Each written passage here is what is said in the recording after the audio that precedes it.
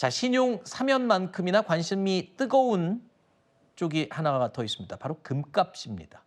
최근에 미국이 이 골드바에도 관세를 부과하겠다. 트럼프가 밝혔죠. 이렇게 하면서 국제 금값이 요동을 쳤습니다. 천정부지로 최고가를 기록하던 금값이요. 금은 관세 대상이 아니다라고 밝힌 트럼프 대통령의 이 발언 때문에 시장에 혼란이 또 가라앉기도 했습니다. 관세를 매기겠다 그랬다가 또 뭐 관세 대상이 아니라 그랬다가 네. 오락가락합니다. 원래 전통적으로 금은 광물이긴 하지만 네. 다른 뭐 예를 들어 은이나 구리랑은 좀 다르게 보거든요. 광물이지만 일종의 금융자산으로 봅니다. 그래서 전통적으로 관세를 부과하는 대상이 아니었죠. 근데 이제 트럼프 행정부 들어와서 여러 질서들이 다 깨졌지 않습니까? 네. 그래서 이제 금도 관세 부과 대상이 될 수 있다. 전망이 있었고 네. 이에 따라서 미리 관세 부과되기 전에 사재기 하자라는 네. 이런 수요도 있었어요. 그래서 금값이 좀 더 오른 이유도 있었는데 최근에 미국 연방 세관국경 보호청 CBP에서 실제 스위스 금 정제 업체에 금이 앞으로 39%의 고일 관세 부과 대상이 될 거다라고 통보가 된 거죠. 이게 난리가 난 거죠. 그렇죠. 순간적으로 금값이 확 뛰어버렸죠.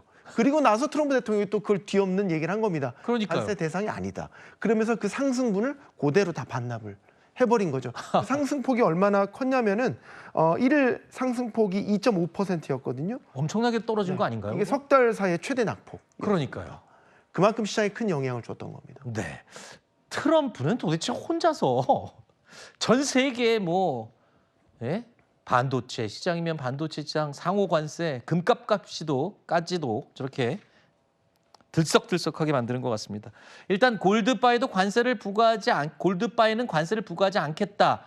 뭐 이거는 해프닝으로 끝났습니다. 하지만 여전히 믿을 건 안전자산이라는 그 관념은 더 고착될 수밖에 없습니다. 금 투자에 대한 관심도 나날이 뜨거워지고 있는데요. 이런 상황에서 우리나라 이 은행 쪽에서 또 네. 우리가 솔직히탈 만한 이야기를 꺼냈어요.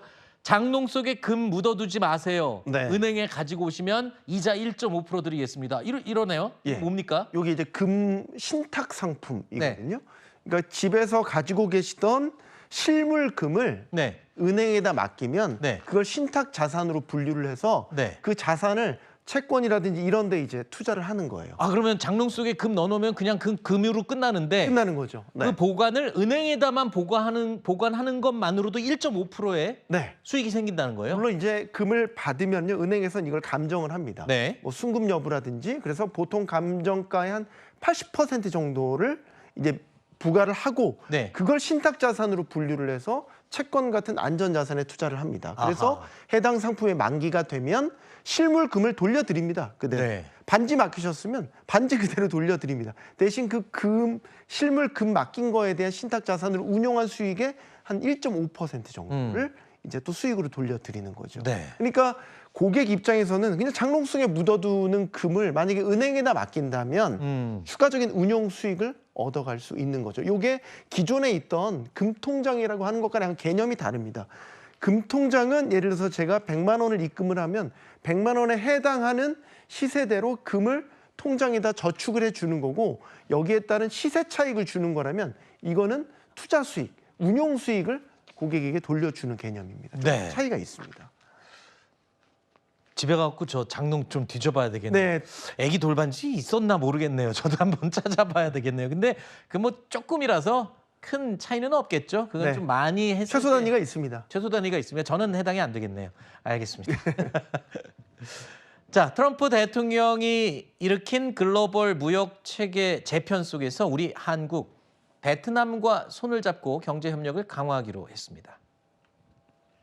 우리 양국은 베트남의 풍부한 히토류 자원과 한국의 기술을 결합하여 핵심 광물 분야에서도 협력을 한층 강화해 나가기로 하였습니다.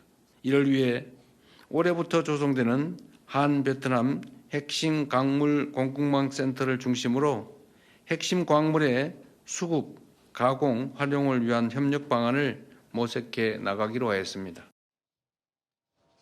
자, 우리나라가 베트남과 여러분도 들어보셨죠? 히토류 동맹을 맺는다는 겁니다. 전 세계에서 이 히토류 시장을 가장 많이 점유하고 있는 나라가 중국이죠. 그렇기 때문에 우리 입장에서는 수입 다변화를 위해서도 중국의 의존을 조금 낮추는 작전을 펴기에는 좋은 동맹인 것 같아요. 네, 그렇죠. 그러니까 디리스킹이죠. 네. 중국의 의존도가 너무 높은 데 따른 위험을 베트남과 협력 확대를 통해서 분산을 시킨다. 네. 말씀하신 대로 중국이 세계 히토류 시장의 70%를 차지하는 압도적 생산국입니다. 뭐 보유량 자체도 1위지만 압도적 생산국이거든요. 근데 이제 베트남은 어떠냐?